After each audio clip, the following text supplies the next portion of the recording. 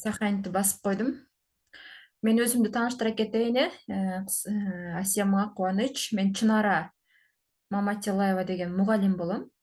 Мектепте жана университетте қызыл диплом, қызыл аттестат менен аяктаганмын. Азыркы учурда Кыргызстандагы эң алдыңкы жекеменчик Сапат деген мектептеринде мұғалім болуп келем. Так,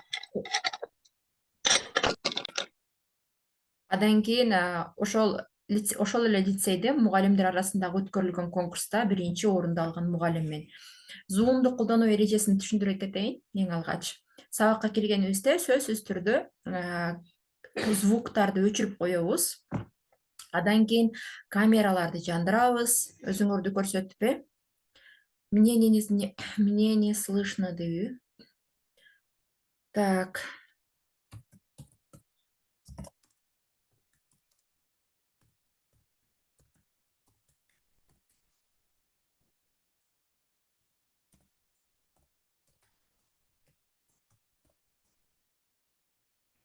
Камераларды кайра жандырып алабыз, Адан кейін мен силерди сүйлөгүлө дегенде сүйлөп жатканыбызда микрофондорду жандырып алсак болот. Так, микрофон, Кубанычбек, сонун правиланы аткарып атасың. Кубанычбек, мен сага угулуп атамбы жакшынакай эле? Ооба. Сен өзүңдү тааныштыра кетсең, канча жаштасың, эмнеге кызыгасың, атың ким? Менин атым Кубаныч. 12 жаштамын. Футболго кызыгам. Азаматсың, сонун. Так, бизден башка балдар кошула элек. Асема, угулду кайра сага? Асема, сага угулду? Асема, угулуп жатабы сага кайра? Саламатсыздарбы, Чынара айым, менин кызым анча зумду колдоно албайт эле, ошого кичине түшүндүрүп берсеңиз, зумдан сиздин үнүңүз угулбайт жатат экен. Мен азыр карадым. Ошо зумда бир аз техникалык немелер бар да, ошон үчүн мен Телеграмды чаттан эле өтсөк деген элем. Телеграмда эле ушундай эле экен да негизичи. Так. Асема, угулуп атабы кайра? Камераңды жандырсаң, Асема.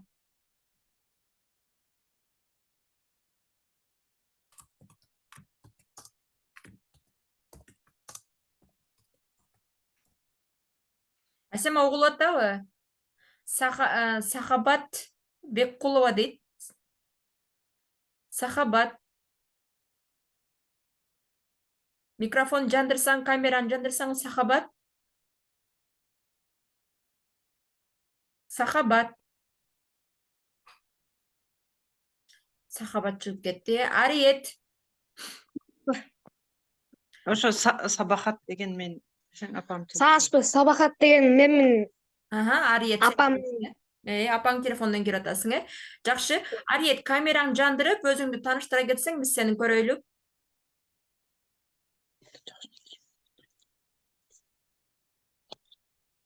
Красавчик, кандайсың, Атың ким, канча жаштасың?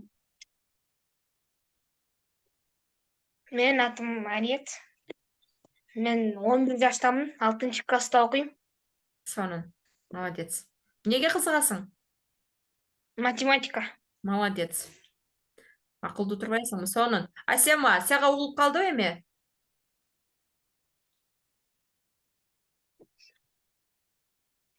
Асема, сага угулуп атабы? Байел, кандайсың? Сени кайрадан көргөнүмө кубанычтамын, Байел.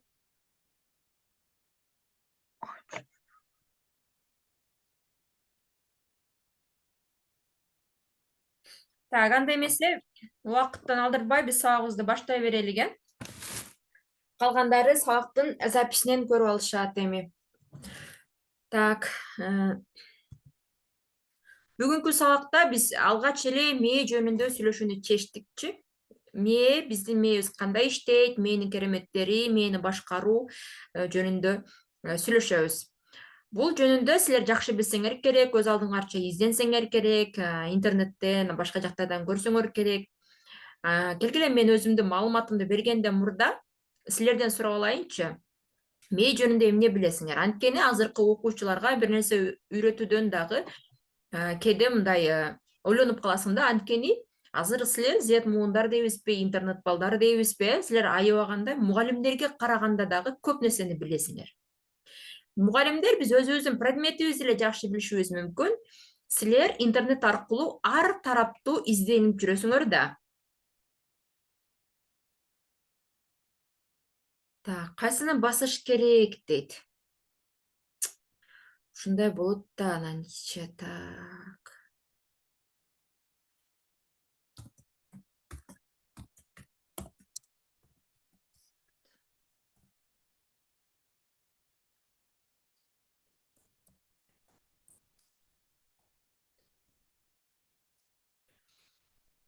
Мээ жөнүндө кандай маалыматтарды билесиңер?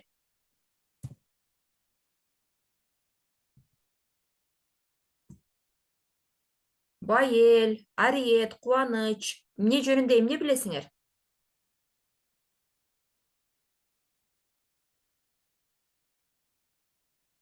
Жигиттер, жалаң жигиттер экенбиз, Микрофонду жандырып сүйлөй береличи. Мээ жөнүндө эмне билесиңер? Кубаныч, Ариет, Байел, микрофондорду жандырып, камераңарды жандырып алабыз. Мен угулуп атамбы? Мээ жөнүндө кандай маалыматыңар бар?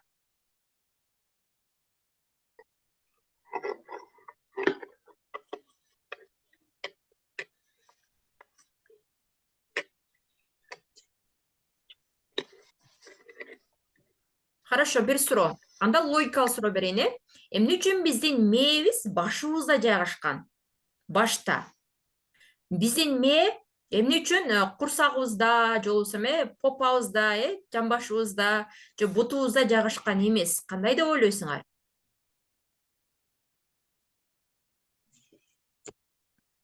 Анткени биз ошо баш менен көрөбүз, ошол бирдеке көрүп ошону эсте алабыз. Ариет, Көзүбүз мээбизге жакын. жооң үчүн рахмат. Башыбыз менен көрөбүзбү? Сөздөрү мындай оюбузду туура жеткирип үйрөнөбүз, Башыбыз менен көрөбүзбү? Кандай? Сен оюңду түшүндүм, бирок сөзүң менен туура жеткире албадың.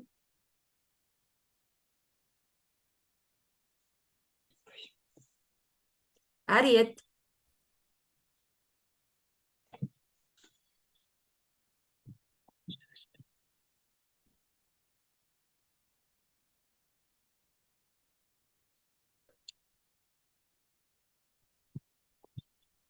Асема, сен микрофонду улап атасың, жакшы эле болуп атат. Так, Кубаныч, Байел, оюңар кандай? Эмне үчүн биздин мээбиз башыбызда жайгашып атат? Курсакта эмес, попада эмес,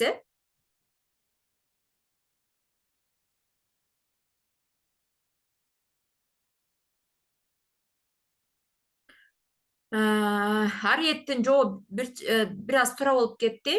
Анткени биз башыбыз менен көрөбүз эмес, көзүбүз, биздин эң негизги органыбыз көзүбүз, кулагыбыз, даам сезүү органыбыз, ошондой эле жыт сезүү мурун органдарыбыз баары башта жайгашкандыгы үчүн сигналдар мээге бат жетиш үчүн башта жайгашкан. Эми элестетип көргүлө, биздин мээ курсакта боло турган болсо, көз көрдү, бир ошол маалыматты курсакка чейин жеткенге жок дегенде 1 секунд убакыт кетип калышы мүмкүн, Мына ушундай. Так, экинчи суроо. Азыркы окумуштуулар мээни аябагандай жалкоо орган дешет.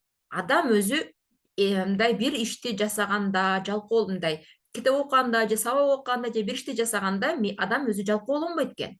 Мээ жалкоолонот экен. Мээ ушунчалык өзүн жакшы көргөн орган экен. Калган бардык органдар ушунчалык рабочий орган экен да. Мисалы үчүн жүрөк билесиңер, жүрөк күнү түнү жаралгандан баштап токтобой согот. Өпкөбүз дагы күнү түнү токтобой дем алат.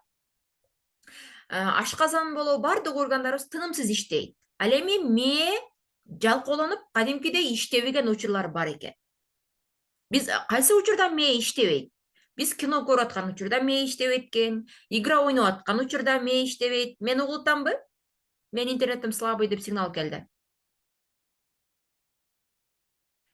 Биз угуп атасыз. угултам, мен биз кино көрүп аткан учурда, игра ойноп аткан учурларда, же болбосо интернеттеги бир кандайдыр бир кызыктуу көңүл ачуучу развлекательный деп коет, көңүл ачуучу TikTok жана башкаларды отурганыбызда кадимкидей мээ иштебей турат экен. Калган органдар тынымсыз иштеп турат. Эми суроо, эмне үчүн мээ иштебей да кое алат, мээ эмне үчүн жалкоо? Эгерде азыркы ученыйлар айтышат да, мээ канчалык иштебегенге көнүп калса, баягы кино көрүп отурганыбызда иштебей турат экен да, көнүп калса, ал ошончолук иштебеген абалды сүйүп калат экен. Чындыгында эле баягы иштебей жаткан жагат да, мындай. Ошол мээге дагы иштебей турган мезгил жагат экен. Анан бара биз кино көргөндү, игра ойногонду, TikTok көргөндү жакшы көрүп, аябагандай сүйүп баштайбыз дагы, сабак окуганды, тапшырма аткарганды, жумуш кылганды, мээни иштетип ойлонгонду жактырбай баштайт экенбиз. Кадимкидей жалкоо боло баштайт экенбиз. Суроо да, эмне үчүн мээбиз жалкоо? Кандай деп ойлойсуңар?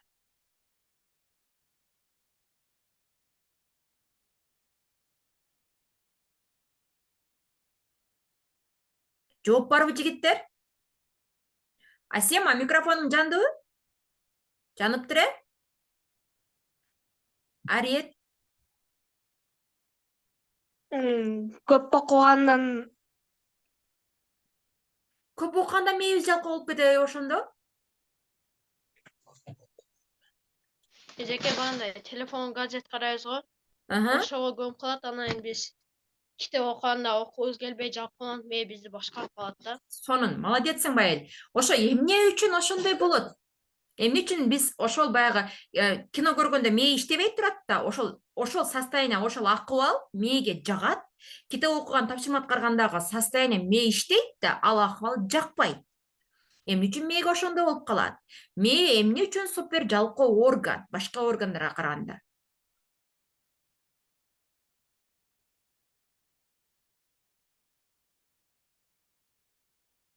Жооп барбы, жигиттер? Анда өзүм айтып берейин, убакытты кетирбей. Азыркы окумуштуулар мээ башка органдарга караганда эң өзүн сүйгөн, өзүн жакшы көргөн, өзүн аяган жалкоо орган бул мээ деп айтышат. Ошол эле учурда мээ иштөөсү боюнча башка органдарга караганда 1000 эсе күчтүү иштей алат да экен. Иштебей да кое алат экен. Эмне үчүн биз кыргызстандыктар, дүйнөдөгү Европа өлкөлөрүнө, Америка, ошол эле Кытай, жаныбыздагы Россияларга салыштырмалуу биз өнүкпөй артта калып, товарларды Кытайдан, телефондорду да Кытайдан, дагы башка бир нерселерди, билимдерди Америкадан алып жатабыз. Эмне үчүн артта калып кеттик?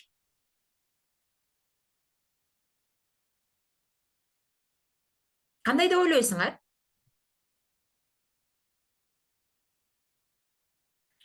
Например, мисалы, айтып бер кой. Анткени биз мээбизди ар күнү развивать этпейбиз да. Кечке телефон чукуп кылып жата беребиз го. Рахмат жооң үчүн Асема, рахмат. Сонун. Биз мындай да, туура айтасың. Мен мисалы ошол Цебатты билсеңер керек, ошол мектепте, бул частный мектеп да, анан көбүнчө баягы бизнесмендин, чет элдиктердин балдары окуйт да. Кореец улутундагы окуучуларды окутам. Кытай балдары окуйт. Дагы башка бир Филиппин, дагы Финляндия, дагы бирдемке деген балдардан, мамлекеттерден балдар келип окуйт да. Анан аларды карап, сабак өтүп, балдар менен байкаштырып салыштырганда, силерден айырмаңар жок. Чыным айтайынчы. Эч кандай айырмаңар жок. Ошол эле сочиненияны начар 3-кө 4-кө жазышат, ошол эле английскийден дагы, ошол эле математикадан дагы начар эле баа алышат. Мынтип эле экзаменде мынтип эки жакты карап, кимден көчүрсөм экен деп жалдырап отурушат.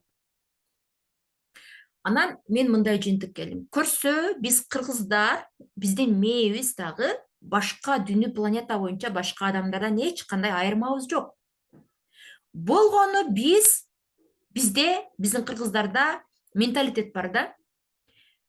Мен кыла албайм, мен окуй албайм, мен билбейм, мен түшүнбөйм, мен каякта четкий адам боло алат элем, мен каякта супер боло алат элем. Башкалар менден кыйын болсо керек. Өзүмдүн оюмду айтсам уят го. Мени башкалар шылдыңдап коет го деп өзүбүз рамкага салып, же рамка дейбизби, өзүбүздү банкага салып, идишке салып, монтип коробкага салып кое берет экенбиз. Чынын айтканда, биз өзүбүз. Мисалы үчүн бир ишти туура эмес кылсак, апаларыбыз, сенин башың иштебейт, сенин колуңдан келбейт деп урушу мүмкүн. Мугалимдер тапшырманы ката аткарып барсак, мээң жокпу деп урушу мүмкүн. Биз ошолорго ишенип алабыз дагы, мен иштебейм, мен кыла албайм деп мээбизди рамкага салып алат экенбиз. Ошол эле мен үчкө окуган корейстик окуучум, японец окуучум дагы чоңойгондо, мектепти бүткөндө ушунчалык чоң компаниялардын шефтери болушат. Адан жакшы окуган биздин кыргыздын жигиттери алардын кол астында рабочий болуп, же болбосо компьютерчиги болуп, же болбосо бир экономист болуп, бухгалтер болуп, анын кол астында иштейт. Неге?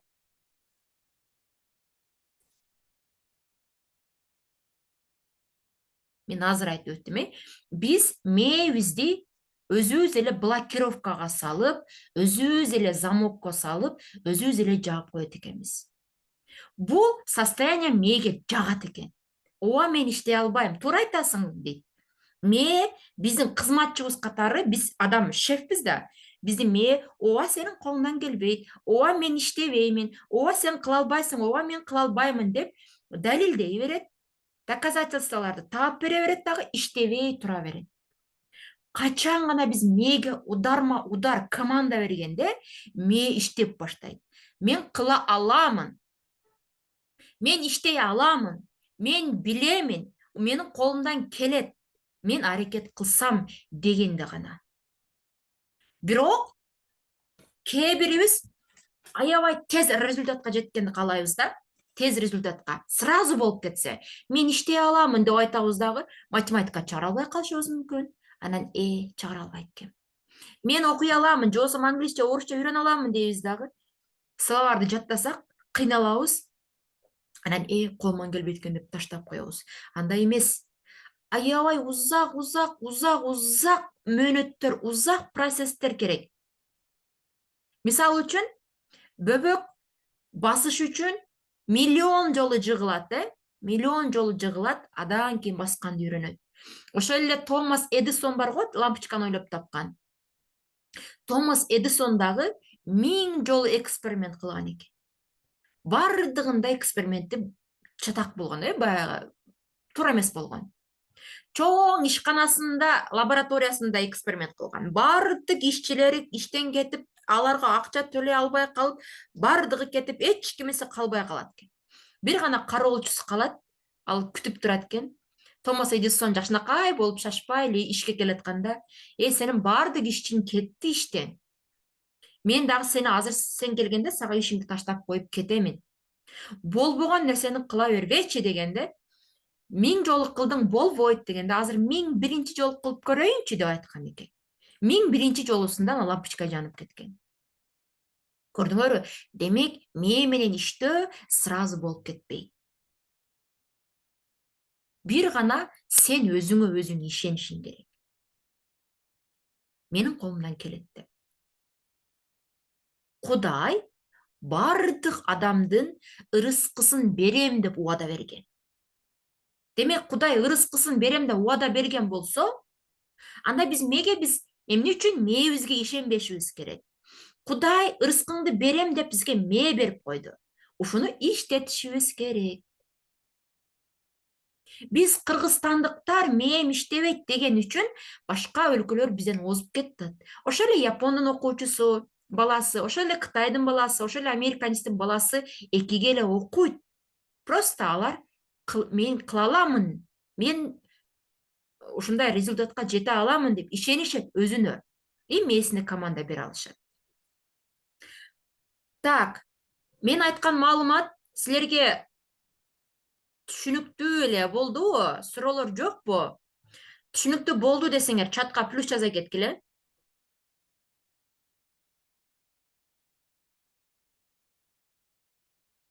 Байел, Кубаныч, Ариет, Асема плюс. Ариет, Байел, Кубаныч. Жооңар үчүн чоң рахмат. Мүмкүн болсо камераңарды жандырып, атайын акча төлөдүңөр. Сабакка от души катышкыла, бага силерди көрүп мен дагы от души сүйлөйм. Так, бүгүнкү сабакта темабыз бизди мээбиз кантип башкарат, менин бөлүктөрү, мени машыктырабыз. Чектелген баягы рамкага, банкага кирип калган мээ кантип иштетебиз, мээге кантип буйрук беребиз деген темаларда сөз кылабыз. Булар боюнча Байел жакшы билсе керек. Ошентсе дагы Байел бүгүнкү сабактан сен кайра билимдериңди жаңылап кайталап аласың, Так, лимондун сүрөтүн көрүп турасыңар. Лимонду көргөндө курсаңар ачып турат деп элестетели. Курсаң ачып турат, лимондун оозуна даамын салганыңда лимондун даамы эсиңе түштүбү? Ариет, Кубаныч, Байел. Лимондун сүрөтүн көргөндө эле лимондун даамы эсиңерге түштүбү? Кычкыл кислый даамы. Ооба. Ооба. Ооба. Демек, сонун рахмат. Демек, биздин мээбиз бардык нерсени билет. Көрдүңөрбү? Унутпайт эч качан эч нерсени. Биздин мээ эч качан эч нерсени унутпайт. Эгерде биздин мээбиз унутчак болуп калганда, лимонду көргөнүбүздө бул эмне деп тааныбай калат элек, Болгону биз эмне үчүн биз математикадан бүгүн жаңы теманы окудук? Анан унутуп калабыз. Анткени биз аны кайра кайталабайбыз, ошондуктан. Мисалы, бүгүн математикадан бир жаңы тема өттүңөр дейли, 2-нин квадраты деген тема өттүңөр дейли, же болбосо ошону жок деген нерсени үйгө келип тапшырмада иштеп, анан бир жумадан кийин да кайра ошону иштеп койгонуңда баягы чыгарып, же ошол эле примерди мисалда. Ушу лимон сыяктуу сен эч качан аны унутпайсың. Биздин мээ эч качан унутпайт. Биздин мээде 2 түрдүү нерсеси бар. Баягы, эгерде мээ эч нерсени эч качан унутпайт экен да, мээ бүт төрөлгөндөн баштап жүзгө чыкканга чейин маалыматты топтой бере турган болсо, биздин мээбиз флешка сыяктуу маалыматка толуп кетет экен да. Анан анын кимиси керек эмес, биз билбей калат экенбиз. Кубаныч, фокусту только сабакка коебуз, фокус дегенде баардык көңүлүңөрдү сабакка койгула. Анан ошол мээде ашыкча мусорлар, ашыкча лишний керексиз маалыматтар болбош үчүн Кудай биздин мээбизди 2 бөлүккө бөлүп койт экен. Биринчиси эшиктин оозунда турган сыяктуу, прям эшиктин оозунда турган сыяктуу биз жаңы сабак окуйбуз, жаңы тема өтөбүз, жаңа маалыматтарды үйрөнгөнүбүздө ошол эшиктен кирген маалымат убактылуу памятте турат экен. Временный память деп коет, убактылуу памятте. Анан биз аны кайра иштетпейбиз. Анан эмне, убактылуу памяттен флешкабыз удалить ете берет экен. Анан вечный качан ошо бизге мына лимонду көргөндө лимон деп тааныгандай вечный памятке кириш үчүн биз аны кайра кайталап койсок, ал биздин түбөлүктүү вечный памятке өтүп кетет экен. Эшиктин оозунан төргө, үйдүн ичине кирет экен. Силер мектепте бир жаңы теманы өткөндө үйгө келип, ошону кайра кайталап аткарасыңарбы? Жок. Албетте жок, Бул чын. Мисалы үчүн мен деле окуучу болгом, үйгө келип кайталаган эмесмин. Ошон үчүн мектептеги билген окуган нерселеримди кызыл аттестатка бүтсөм да унутуп калганмын. Көп жерин унутуп калганмын. Баламды математикасын чыгара албайм, болбосо 5 алганмын. Эмне үчүн чыгара албай калдым? Анткени кайталабай унутуп калдыңыз. Молодецсиң, Ариет. Кайталаган эмесмин. Менин мээм убактылуу эле эшиктин алдындагы времени памятке эле топтой берген. 5 деген оценканы алганмын, бүттү удалить этип салганмын. Ошону кайра кайталап койгонумда мени түбөлүк кылат эле. Мен баламдын 7-класс математикасын шакылдатып чыгарып берип, деловая апа болуп турат элем. Мен балам математикасын башым жетпейт. чыгарып бериң апа десе, мен билбейм, түшүнбөйм, эсимден чыгып калган дейм, анан деп анан кетет өзү. Чын эле ушундай. Биздин мээбиз ушундай иштейт экен. Чындыгында мээ эч качан эч нерсени унутпайт. Андан кийингиси, биздин мээбизди кабыл алуусу времени память, анан вечный память, убактылуу, анан түбөлүктүү памяттен турат дагы. Анан мээбиздин оң жагы, сол жагы болуп бөлүнөт. Оң жагыбыз эмоция, сол жагыбыз логика. Ушул жөнүндө кантип ойлойсуңар? Биздин жарым мээбиз эмоция, жарым мээбиз логика. Кантип иштейт алар? Оюңарды бөлүшкүлөчү.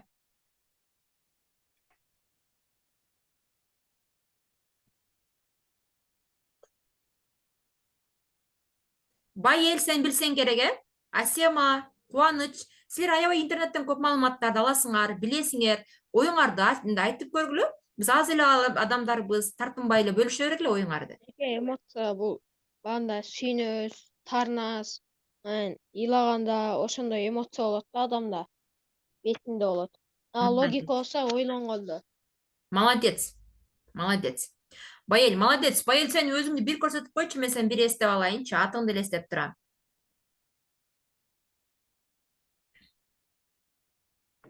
Сонун, красавчик, молодец. Эми, Асема, сен билесиңби, эмоция менен логикалык мээбиз кандай иштейт экендигин? Билсең керек, Асема?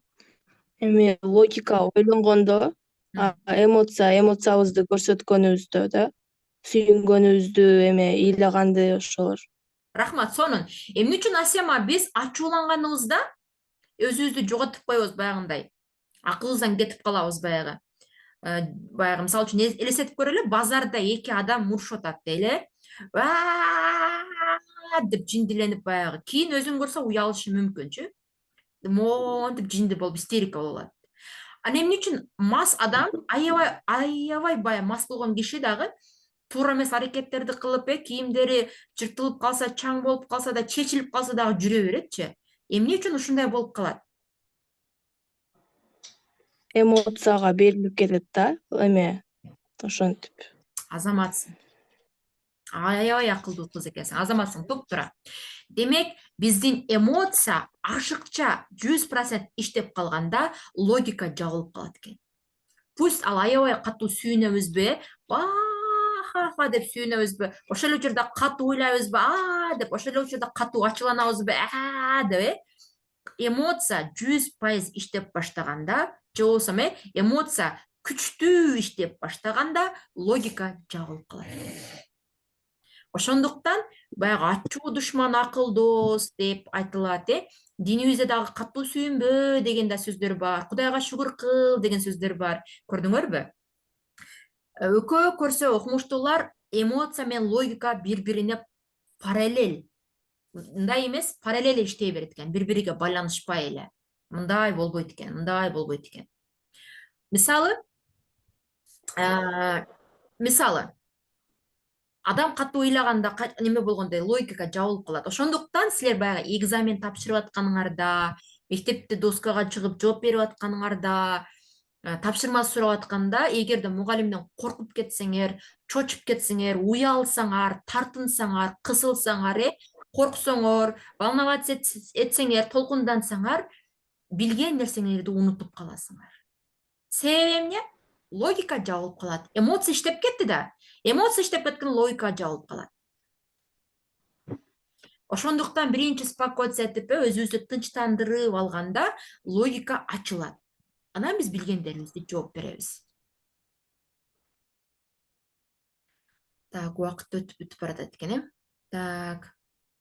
Мисалы үчүн, биз кандай десек экен, зыяндуу тамак дейли, давайте кола, же болбосо торт, булар зыян дейбиз, Зыян дейбиз. Бирок биз аларды кола, торт жегенде эмне кылабыз? Жыргайбыз, рахаттанабыз. Вах деп эмоция алабыз. Бирок зыян экенин билебиз. Анан биздин мээбизде эмне болот? Согуш болот.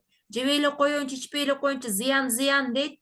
Эмоциябыз я хочу, ичет, жейт дейт. Анан эмне болот? Экөө эки мээ ортодо согушуп кетет. Итсемби, жебесемби, итсемби, жебесемби деп эки ой согушкан учурда биз стресс, выгорание, депрессия болот экенбиз.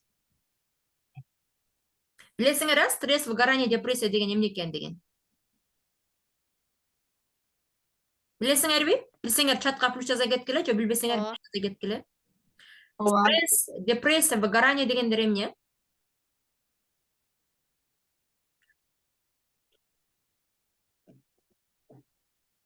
Билбесеңер чатка минус жаза кеткиле.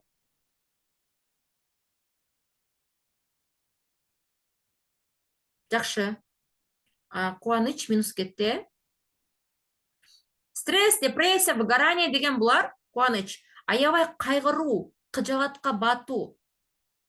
Адам кыжаатка ушунчалык батып кетет, настроениясы түшүп, эртеден кечке кыжаат болсо, же 2-3 күн, же бир жума кыжаат болуп, настроение болуп, ойногусу келбей, күлгүсү келбей, эч нерсеге желаниясы жок, сабак окугусу келбей, достору менен да сүйлөшкүсү келбей калган, настроениясы жок абалды стресс деп коет.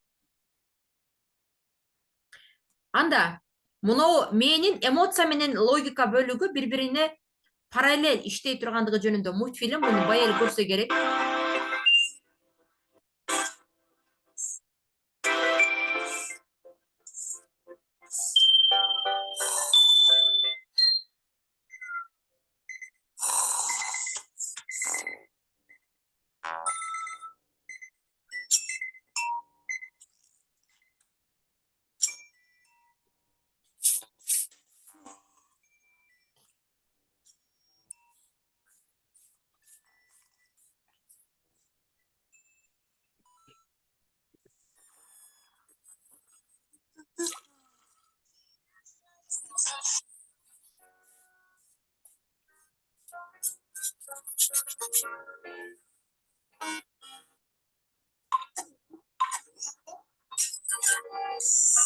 Infino benito spiritu.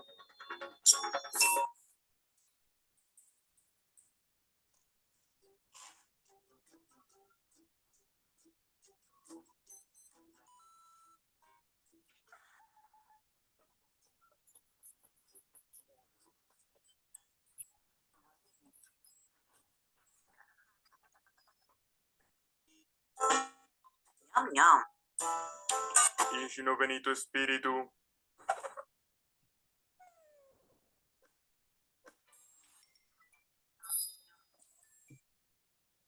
Так, бул мультфильмде ушундай көрдүңөр. Убакытты көп созбой эле коеюн. Но адам жыргап, душка түшүп рахаттанып жуунайын десе дагы өлүп каласың, же болбосо зыян дей берет да, мээсчи. Башка органдары каалай берет. Кыскасы биздин эмоция мээбиз каалай берет да, мисалы үчүн жыргаганды, эмоциялаганды, рахаттанганды, сууга түшкөндү, таттуу гамбургерлерди, зыяндуу гамбургерлерди жегенди, дагы бирдемкелерди каалай берет. Биздин логикалык мээ зыян, жыргаба, күлбө деп ошонто берет. Анан акырында бул киши аябай настроенияга түшүп, настроениясы түшүп, жумушта иштегиси келбей, эч нерсе кылгысы келбей, маанай түшүп калат да. Ушундай мультфильм бар. Ушундай мультфильм YouTube'дан да көрүп алсаңар болот. Көрсө, биз мээбизди өзүбүз алдап сүйүнтүп турушубуз керек экен. Мисалы үчүн, кантип сүйүнтөбүз? Элементарный эле өзүңөргө тапшырма бересиңер. Мен азыр сабак даярдап бүткөндөн кийин, өзүмдү мактайм.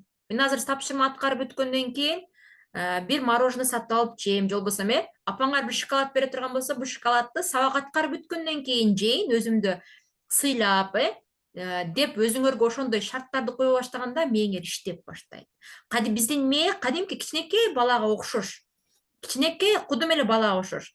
Кичинекей баланы мен сага шоколад берем, конфет берем деп алдайбыз го, Кел мынаны кылып койсоң, мен сага шоколад берем. Кел мынаны кылып койсоң, мороженое берем деп алдагандай мээни дагы кудум алдаш керек экен. Ал тургай силер тургай чоң адамдар, 30га чыккан, 40га, 50ге, 60га чыккан адамды дагы мээбизди алдап иштетиш керек экен. Мисалы, мен деле сабак окугум келбей калат. Ошондо мынтип алдайм. Азыр сабактарымды окуп бүтөйүн, анан кийин манты жасап жейм. Же болбосо азыр үйлөрүмдү жыйнап бүтөйүн, анан кийин кофе ичем. Азыр немелерди, китептеримди окуп бүтүп коеюн, анан магазинге барып, өзүм каалаган печеньени сатып алып жейм дейм. Ошентип алдайм. Анан Жөндөн жөн эле ошол кофени, жөндөн жөн эле ошол печеньяларды жөндөн жөн жебейм да. Бир ишти кылып бүтөйүн, анан жейм деп өзүмдү алдайм, кутум элечи, жаш баладай кылып. Анан ошол ишти аткарып бүткөндөн кийин магазинге барып, анан өзүмө жаккан печеньени алып келип, анан ичимден өзүмдү койдум эле. Азыр жейбиз, азыр. Жаш баладай кылып, молодецсиң Чынара, сен азаматсың, китептериңди окуп койдуң, сен аябай жакшысың деп өзүмдү алдайм. Ичимден алдайм. Бара-бара бул нерсеге көнүп калган. Кудум силер дагы ушинтип өзүңөрдү мээңерди алдайсыңар, өзүңөргө команда бересиңер, өзүңөрдү ичиңерден мактайсыңар. Болбосо биздин мээ жөндөн жөн эле иштегиси келбейт. Жөндөн жөн эле иштеп, жөндөн жөн эле сабак окуп, жөндөн жөн эле бир китептерди окугусу келбейт. Ошентип алдагыла. Жок дегенде играңарды мынтесиң, арыет кел ушу тапшырманы аткарып коеюн, анан игра ойнойм. Бая эле ушул футболго барып келип алайын, футболума барып келип алайын, анан играмды ойнойм. Жолбосо Кубаныч математикамды чыгарып коеюн, анан играмды ойнойм деп, ошентип мээңерге Ахмет команда берип алдайсыңар. Ошондо мээңер жакшы иштеп баштайт. Бул техника 100% иштейт, гарантия. Ушуну аткарып көргүлө эле, иштейт. Адан кийин биз баягы мышцаларыбызды дайыма мынтип качат этип, спорт менен машыгабыз, футболго барабыз, да бирдеге кылсак, ошол мышцаларыбыз, бутчуңдарыбыз мындай болгон окшош, биздин мээни дагы кадимкидей машыктырып туруш керек экен. Айрыкча силер, жаштар, кантип машыктырасыңар? Интернетке кирсеңер, толтура мээни машыктыруучу көнүгүүлөр бар. Толтура, өтө көп. Викиум деген сайтта миллиондогон адамдар катталып мээни техникаларын үйрөнүшөт экен. Жөн эле ютубта разминка для мозга деп жазсаңар, же болбосо гимнастика для, же болбосо мозга деп жазсаңар деле толтура маалымат чыгат. Например, элементарный бир мисалы Окей. Оң жана сол мээлин. Эмоция, логика мээбизди кандай кылабыз? Ушинтип машыктырабыз. Окей деп. Дагы бирөөсү бар. Мындай кылабыз. Ушундай көнүгүүлөрдү кайталап турабыз, жасап турабыз. Буну атайын убакыт кетирип жасап барсаңар деле, бир күндө 1 мүнөт же 2 мүнөт жасасаңар жетет. Максимум 10 мүнөткө чейин. Жөн отургуча, же бирөөдү күтүп атканда, остановкада, таксиде, маршруткада, автобуста, жөн эле чай, кайнагыча деле ушинтип жасай берсеңер болот. Мындай кыл элечи. Эч кандай убактыңарды албайт. Так, мээнин разминкасы, мээни машыктыруу керек экендиги жөнүндө маалымат силерге түшүнүктүү болдубу? Чатка плюс жаза кеткиле.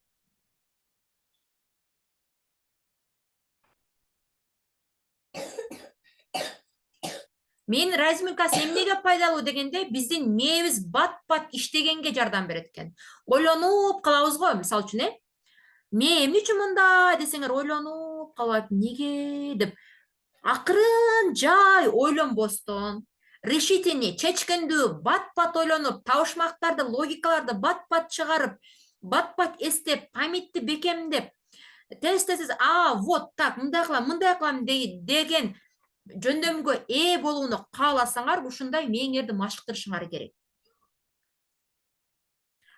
Бул 100% ученыйлар тарабынан далилденген техника. Биздин Zoom өчүп калышы мүмкүн, жигиттер, кыздар. Өчүп калганда кайра ссылканы жиберем, ошондо кайра киресиңер. Усакта жетишпей калсак, бүтпөй калсакчы. Так, мээ абдан керемет экендигин, мээ чектелип калгандыгын мен жана